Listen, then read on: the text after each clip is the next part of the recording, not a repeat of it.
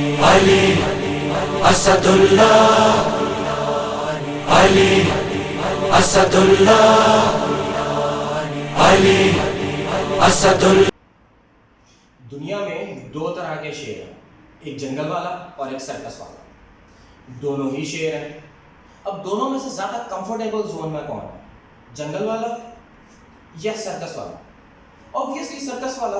शिकार के लिए उसको बाहर दर दर जलीलो ख्वार नहीं होना, 3 टाइम का खाना मिलेगा, एकदम मस्त मिलेगा, और गोश्त मिलेगा, कभी छोटा है कभी बड़ा, 3 टाइम का उसको खाना मिल रहा है। बारिश है, गर्मी है, सर्दी है, धूप है, नींद है, छाँव है, उसको टेंशन ही नहीं है, वो एकदम मस्त एनवायरनमेंट के अंदर अपनी लाइफ स्पेंड कर रहा है। कंपैरेटिवली जो जंगल वाला शेर है उसको दर दर शिकार के लिए जलीलो ख्वार होना है। उसे ये नहीं पता कि 3 टाइम तो छोड़ो, उसको ये नहीं पता कि उसको 1 टाइम का भी शिकार मिलेगा या नहीं मिलेगा। पानी है, नहीं है, धूप है, सर्दी है, छाँव है, बारिश है, रहने को है या नहीं है, लेकिन वो स्ट्रगल कर रहा है। अब मेरा क्वेश्चन आप लोगों से ये है कि अगर आप लोगों को मौका मिले तो आप कौन सा शेर बनना पसंद करेंगे, जंगल वाला या सर्कस वाला? सर्कस वाले शेर का ना एक छोटा सा मसला है, जो उसका मास्टर है ना सर्कस के अंदर, जो कि डंडा लेके हाथ में घूम रहा है, तो शेर को डंडा मार के कहता है चल भाई चल शेर बैठ जा। शेर कहता है sir no problem sit down. शेर सिट डाउन हो गया। दोबारा शेर को डंडा मार के कहता है चल भाई चल शेर खड़ा हो जा। शेर साहब कहता है सर नो प्रॉब्लम। शेर जो है वो जनाब टांगों के ऊपर अपने जो है वो स्टैंडिंग पोजीशन में आ जाएगा। दोबारा उसको डंडा मार के कहता है चल भाई चल जरा मुझे डांस करके दिखा, मनोरंजन दिखा मुझे जरा। शेर कहता है sir no problem that's not an issue. शेर उसको डांस करके दिखाएगा। लेकिन अक्सर कभी आपने देखा होगा सर्कस के अंदर कि शेर जब अपने पिंजरे के पास आके बैठता तो उसकी दुम अक्सर बाहर निकल आती है। छोटे छोटे बच्चे भी उसकी दुम से खेल रहे होते हैं और शेर उनका कुछ भी नहीं उखाड़ पाता, चुप करके बर्दाश्त करता है और वहीं पर ही रहता है, क्योंकि कुछ भी नहीं कर सकता। लेकिन अगर तो यही पिंजरा केज शेर के ऊपर से हटा दिया जाए, कोई उसके ना रेडियस के अंदर, रेडियस से दूर के बाद किलोमीटर्स के अंदर दूर दूर तक नहीं दिखाई देगा। बताने का मतलब यह है कि आप seen a people in Pakistan कि अपनी अपना सक्सेसफुल ना होने की वजह से they are blaming others. So stop blaming others and take 100% responsibility for yourself. आप अमीर हैं, यू आर रिस्पॉन्सिबल। आप गरीब हैं, यू आर रिस्पॉन्सिबल। आपके बच्चे एवरेज स्कूल में पढ़ रहे हैं, यू आर रिस्पॉन्सिबल। आपके पास बच्चों की फीस देने के लिए पैसे नहीं है, यू आर रिस्पॉन्सिबल। आपके बच्चे अच्छी गाड़ी में नहीं घूम रहे, you are responsible. Take 100% responsibility of yourself. किसी को घंटा फर्क नहीं पड़ेगा, किसी को 1% का फर्क नहीं पड़ेगा कि आपकी जेब में पैसे हैं या नहीं है। अगर तो आपकी जेब में पैसे हैं, आपके सराउंडिंग में आप देखेंगे मक्खियों की तरह आपको चिमटे रहेंगे।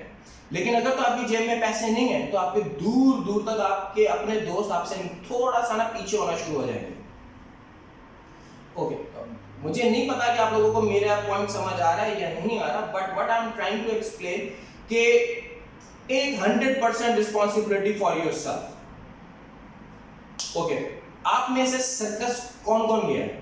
काफी लोग गए होंगे सर्कस। पाकिस्तान में लगता है पाकिस्तान का सबसे मशहूर और बड़ा सर्कस लकी ईरानी सर्कस। एक लाइन है जिसके मैं सबसे ज्यादा अगेंस्ट हूं और बचपन से शायद अगेंस्ट हूं। कोशिश करोगे तो कामयाबी मिलेगी, कोशिश करके देखो। ये जो कोशिश का जो वर्ड है ना, मैं इसके सबसे ज्यादा अगेंस्ट हूं और खुद पर्सनली मैंने अपनी लाइफ में एक्सपीरियंस किया है। मुझे बहुत बार सुनने को मिला है कि यार कि कोशिश करो ये हो जाएगा, कोशिश करो तुम अचीव कर लोगे।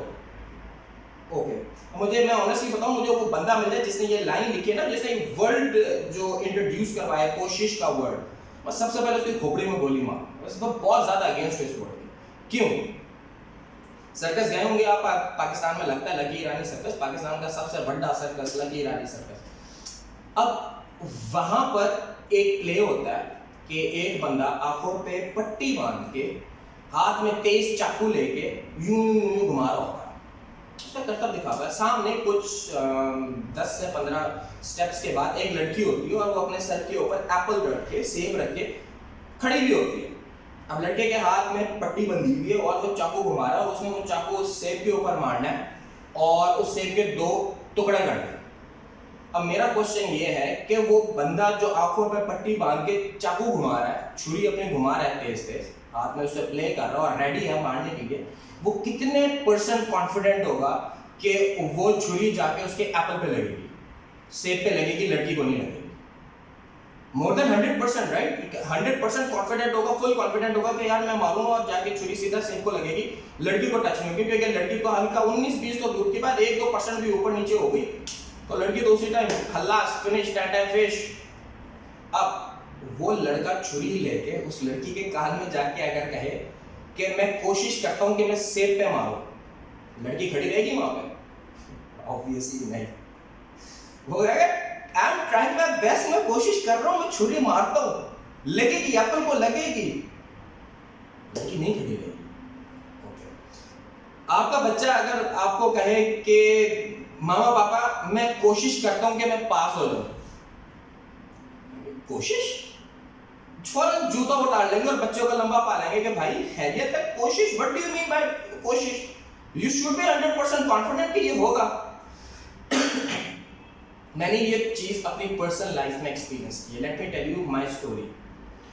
काफ़ी अर्सा पहले जब मेरी नई नई शादी हुई तो थोड़ा सा शादी के फ़ौरन बाद ही मेरे पे एक बुरा टाइम आ गया, बहुत ज़्यादा बुरा टाइम आ गया। मैं बेसिकली भावलपुर सिटी से बिलोंग करता हूँ, पाकिस्तान, और मुझे डे 1 से लाहौर में और इस्लामाबाद में बड़े सिटीज़ में रहने का शौक था। ओके, मैं पहले भी लड़के फैमिली से इस्लामाबाद चला गया था और फिर दोबारा वापस आया, अपनी एजुकेशन कंप्लीट की और फिर लाहौर आ गया। बट मेरी फैमिली काफ़ी अगेंस्ट थी, मेरे फ्रेंड्स एंड फैमिली काफ़ी अगेंस्ट थी कि भाई कि लाहौर में क्यों रहना है, किस लिए रहना है। खैर नहीं हो, मेरी शादी हुई और थोड़ा सा बुरा टाइम आया तो मैं रेंट पे रह रहा था लाहौर में, तो मैं वापस भावलपुर आ गया।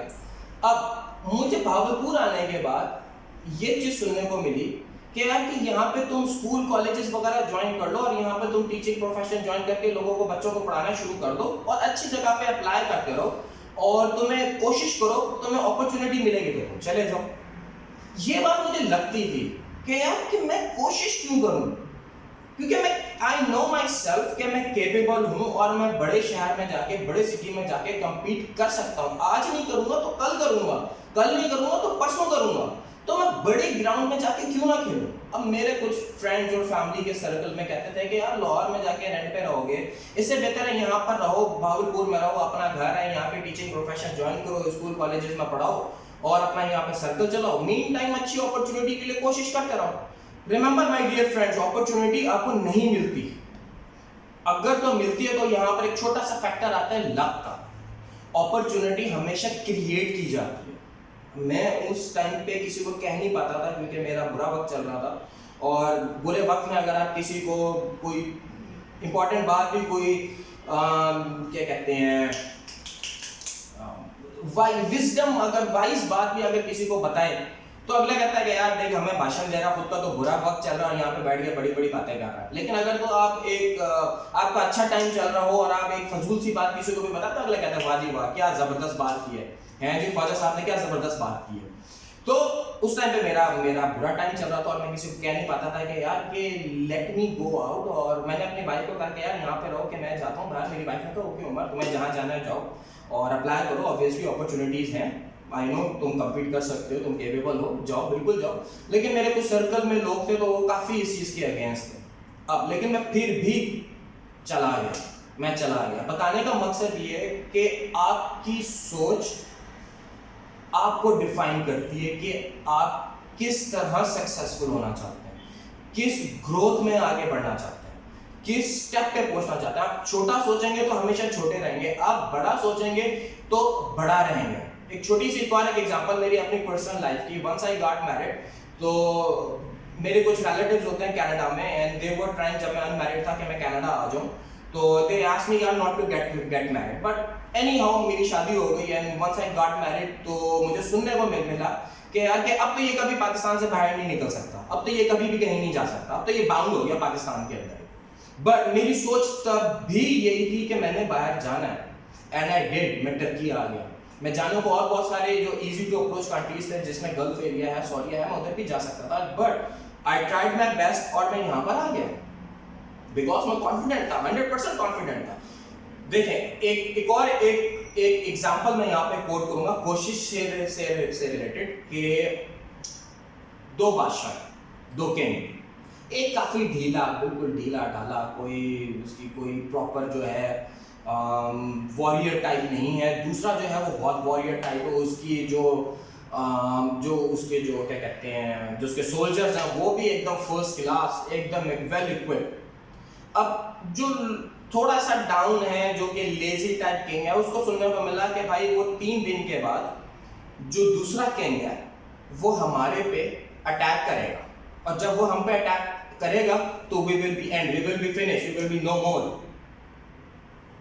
अच्छा, बादशाह ने जो है अपने इधर उधर के वजीरों से बातचीत की और उनसे पूछा कि हाँ भाई ऐसा है, तो सर 100% रिपोर्ट है 3 दिन के बाद वो हम पे अटैक कर रहे हैं, क्या सोल्यूशन? सर कोई सोल्यूशन नहीं है, हम लोग तो इस काबिल ही नहीं है कि हम लोग जाएं और उनसे कम्पीट कर सकें।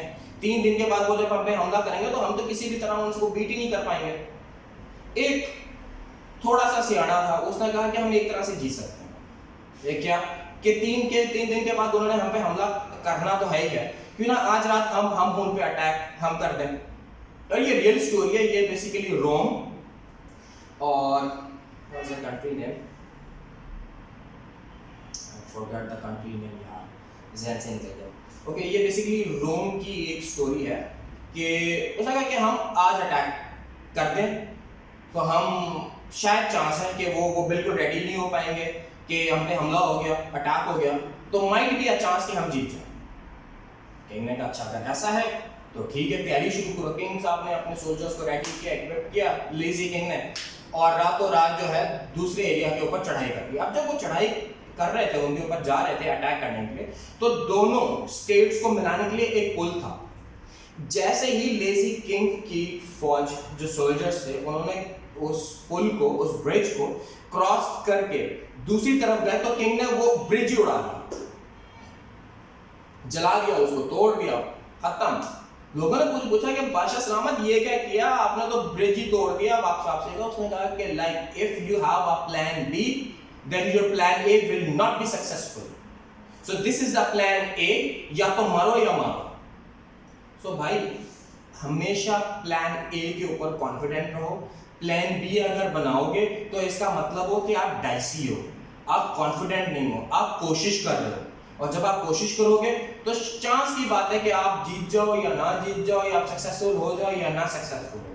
जब आप प्लान ए के ऊपर, अपने चीज के ऊपर कॉन्फिडेंट होगे तो 100% वो अचीव आप लाजमी करो। जब मैं पाकिस्तान में था तो आई वाज थिंकिंग कि यार कि मैं बाहर जाके किसी ओवरसीज कंट्री में जाके मैं किस तरह हेल्पफुल हो सकता हूँ, मैं किस तरह दूसरों के लिए अपॉर्चुनिटीज क्रिएट कर सकता हूँ। जिस तरह मैंने अपने लिए अपॉर्चुनिटी क्रिएट की, तो मैं किस तरह हेल्पफुल हो सकता हूँ दूसरों के लिए, क्योंकि बहुत सारे मेरे अपने फ्रेंड्स में और फैमिली में ऐसे हैं जो कि अपॉर्चुनिटीज क्रिएट नहीं कर पाते। दे आर अफ्रेड, किसी न किसी सेक्टर की वजह से, किसी न किसी फैक्टर की वजह से दे आर अफ्रेड, और वो अपॉर्चुनिटीज क्रिएट नहीं कर पाते। तो आई वाज थिंकिंग कि यार जब मैं बाहर जाऊंगा तो मैं किस तरह लोगों के लिए अपॉर्चुनिटीज क्रिएट करूंगा। Then I design my whole structure कि मैं एक कंपनी ओपन करूंगा और उसमें मैं अपनी सर्विसेज देते हुए लोगों के लिए अपॉर्चुनिटीज क्रिएट करूंगा, जिसमें मेरा number 1 project, mother project call centre services है। उससे हम इस तरह ये है कि हम लोगों की हेल्प आउट कर सकते हैं कि जो कि फ्रीलांसर्स के ऊपर काम कर रहे हैं, हम उनको प्रोजेक्ट्स दे सकते हैं, काम करने के लिए काम दे सकते हैं। सेकेंडली जॉब अपॉर्चुनिटी, जो कि टर्की में बहुत रेयर है, और बहुत सारे ब्लॉगर से आपने सुना होगा कि यार यहाँ पे जॉब अपॉर्चुनिटीज इतनी नहीं है, but I created to help you out guys के अगर तो पाकिस्तान से इधर टर्की आना है और यहाँ पे आके यूरोपियन माहौल और यूरोप के करीब होके और अदर अपॉर्चुनिटीज को क्रिएट करना है अपने लिए, तो this is the best time to apply. Jobs के लिए अप्लाई करो। I have an expert team who will help you out कि आपको एक प्रॉपर कंपनी में जॉब लेके दे सके, आपको एक प्रॉपर कंपनी में अप्लाई करे जो कि केपेबल है आपको वर्क परमिट दे सके, और आप पाकिस्तान से निकल के टर्की में आके और अपने आप को ग्रूम कर सको। देखो एक छोटी सी एग्जांपल है कि कुएं का मेंढक हमेशा कुएं का ही रहता है। अगर तो आप छोटे एरिया में खेलोगे तो छोटा ही रहोगे। तालाब की मछली को अगर समुद्र में फेंकोगे या डालोगे तो उसको भी लड़ते हुए काफी टाइम लगेगा। तो छोटी जहनियत मत रखो, काइंडली थोड़ा बड़ा सोचो, बड़ी पिक्चर देखो, think out of the box के डब्बे के अंदर से बाहर निकल के देखो तो बहुत प्यारी दुनिया है। एक अपॉर्चुनिटी क्रिएट की है मैंने यहाँ पे उन लोगों के लिए जो कि पाकिस्तान, इंडिया और अदर कंट्रीज से बाहर निकलना चाहते हैं अपने कंट्रीज से, और बाहर निकल के दूसरी अपॉर्चुनिटीज क्रिएट करना चाहते हैं अपने लिए। तो this is the best time to apply. हम लोग यहाँ पे आपकी हेल्प के लिए हैं, और इसी तरह ही हम हेल्प करेंगे कि उन कंपनीज में डायरेक्ट आपकी सीवी डायरेक्ट आपके लिए अप्लाई करेंगे जो कंपनीज केपेबल हैं आपको जॉब दे सकें।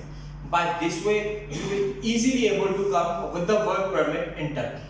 और जब आप टर्की में आ जाएंगे तो ऑब्वियसली आप देखोगे कि यहाँ पे अर्तुगरुल की तरह जिंदगी नहीं है भाई। यहाँ पे हलीमा सुल्तान जो है वो घोड़े के ऊपर या जो है वो तलवार में नहीं घूम रही। यहाँ पे अर्तुगरुल भी यहाँ पे VIP लाइफ अपनी स्पेंड करता है। अर्तुगरुल के पास भी अन्य गाड़ियाँ हैं। यहाँ का माहौल ही टोटली डिफरेंट है, पाकिस्तान से बिल्कुल ही डिफरेंट है। और जब आप एक बड़े एरिया के अंदर खेलने के लिए आते हैं तो आपको पता चलता है कि आप कितने पानी में हैं। तो this is the right time to apply, और अप्लाई करो। अपॉर्चुनिटी है, अपॉर्चुनिटी क्रिएट की है, इसलिए क्रिएट की है कि भाई आप लोगों की हेल्प हो सके और आप लोग यहाँ पर आओ और यहाँ पर आने के बाद एक नया लाइफस्टाइल दे सको अपनी आने वाली जनरेशन को। सो वीडियो में एंड करूँगा। This is the best time to apply, और मेरे पास कंपनीज हैं जिनको हम लोग डायरेक्टली अप्रोच कर रहे हैं, और उनको मैंने कहा है कि भाई like we will gonna provide you the talent from Pakistan और India, specially from Pakistan, because Pakistan guys, like Pakistan generation, the youngsters in Pakistan, they are full of talent, though they don't have any opportunity, or they are not able, or they are not willing to create an opportunity.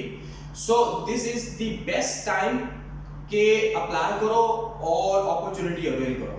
अगर तो मेरी video अच्छी लगी है तो kindly उसे share करो, like करो, सब्सक्राइब करो मेरे चैनल को, और टिल देन अपना ख्याल रखिएगा। Have a good day, thank you.